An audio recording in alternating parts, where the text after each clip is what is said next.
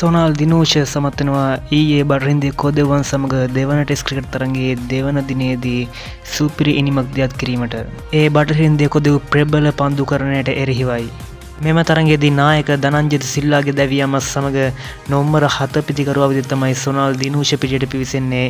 ඉන්පසු කුසල් මෙන්ඩිස් සමග එකතුව 6 වන කඩුල සඳහා ලකුණු 143ක විශිෂ්ට සම්බන්ධතාවයක් ගොඩනගමින් ශ්‍රී ලංකා ලකුණු පූර්ව ලකුණු 549ක දැවැන්ත ලකුණු සංඛ්‍යාව කරගෙන යාමට ඔහුගේ මේ අර්ධ ශතකය දායක වෙනවා.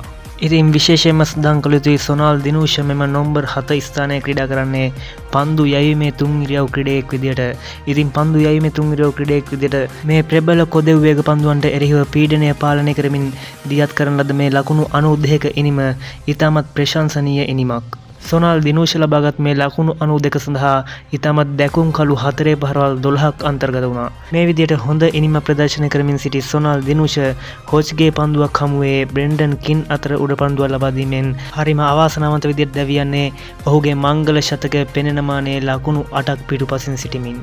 මෙම තරඟයේ ඉදිරි තොරතුරු සහ මෙවැනි විශිෂ්ට ඉනිම් දැක ගැනීමට අප සමග එකතු වෙන්න SLC Show YouTube channel එක subscribe කරන්න.